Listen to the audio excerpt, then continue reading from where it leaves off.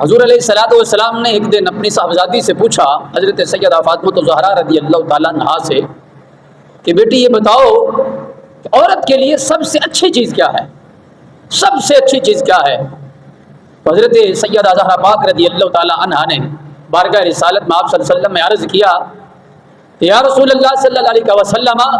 عورت کے لیے سب سے اچھی چیز یہ ہے کہ وہ کسی غیر محرم کو نہ دیکھے، کسی غیر محرم کو نہ دیکھے۔ ایک ہے کسی غیر محرم کو عورت کو دیکھنا، یہ بھی بہت بڑا لیول ہے، لیکن اس سے بڑھ کر یہ لیول ہے کہ عورت ہی کسی غیر محرم کو نہ دیکھے۔ تو حضرت سیدہ زہرا پاک رضی اللہ تعالیٰ عنہا نے جب یہ جواب عرض کیا کہ یا رسول اللہ، عورت کے لیے سب سے اچھی چیز یہ ہے کہ وہ عورت کسی غیر محرم کو نہ دیکھے، تو میرے کریم آقا علیہ الصلوۃ والسلام اٹھے اور حضرت سیدہ زہرا پاک رضی اللہ تعالیٰ عنہا کا ماتھا چوما، پیشانی چومی اور ارشاد فرمایا بیٹی تو نے سچ فرمایا ہے۔ اور اسی ضمن کے اندر صحابہ سے نبی علیہ الصلوۃ والسلام نے سوال فرمایا، سارے صحابہ موجود ہیں، آقا علیہ الصلوۃ والسلام نے ارشاد فرمایا اے صحابہ تم میں سے کوئی یہ بات جانتا ہے کہ عورت اللہ کے سب سے زیادہ قریب کب ہوتی ہے؟ صحابہ سے یہ سوال ہوا کہ اے صحابہ تم بتا سکتے ہو کہ عورت اپنے رب کے سب سے زیادہ قریب کس وقت ہوتی ہے، رب کا قرب اس کو سب سے زیادہ کہاں ملتا ہے؟ تو سارے صحابہ خاموش ہیں۔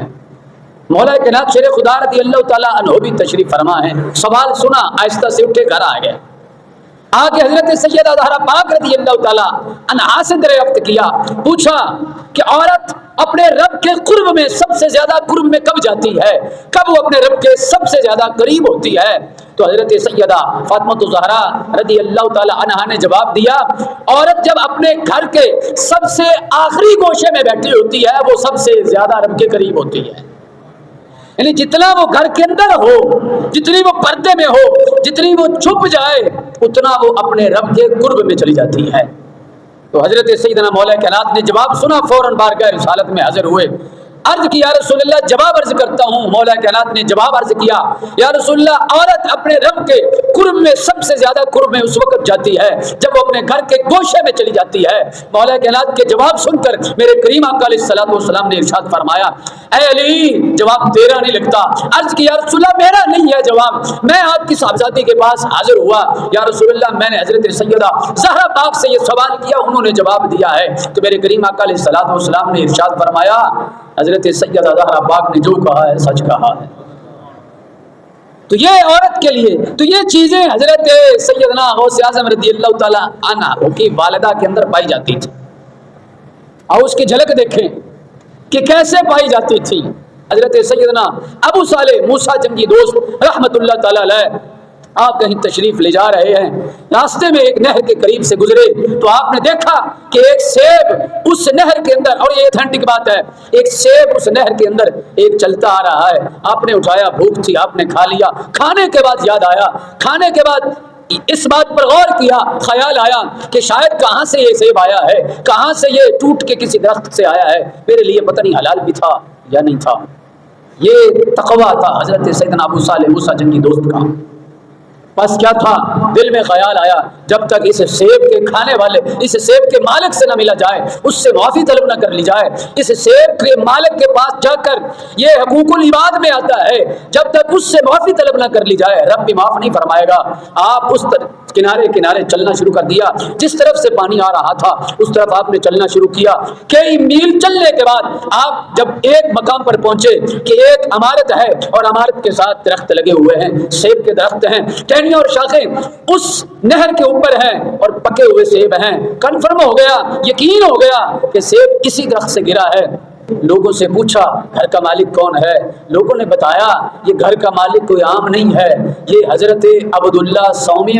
رحمت اللہ تعالیٰ علیہ ہیں جو اپنے وقت کے سب سے بڑے ولی ہیں۔ مرتبہ ولایت پر فائز حضرت عبداللہ رحمت اللہ تعالیٰ علیہ بارگاہ میں پہنچے، عرض کیا کہ حضور آپ کے درخت کا سیب یہاں سے چلا تھا،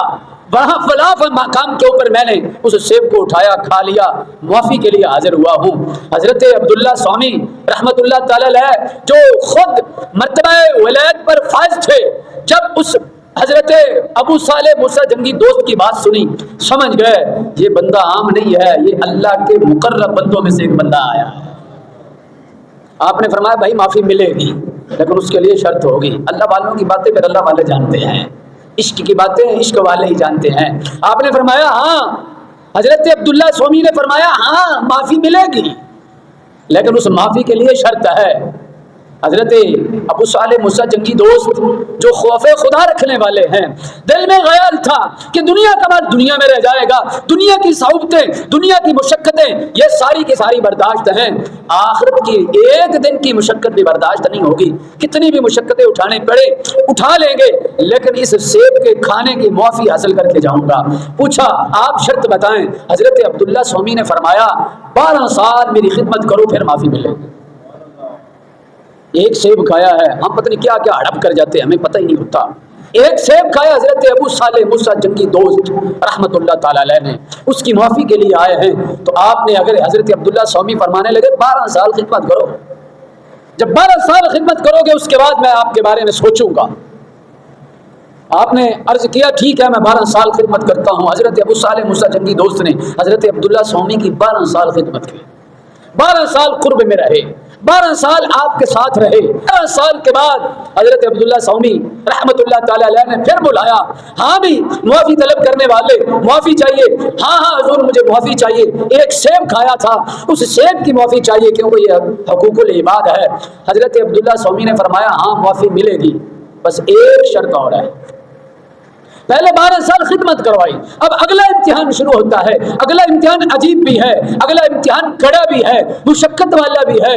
حضرت عبداللہ سومی نے جب یہ کہا ایک شرط اور ہے، حضرت ابو صالح کہنے لگے ہاں بتائیے، وہ شرط بھی آپ کی قبول کر لی جائے گی، اس شرط کو بھی پورا کیا جائے گا، کیونکہ سیب کھایا ہے معافی اس کی دنیا میں ہی لے کے جانی ہے۔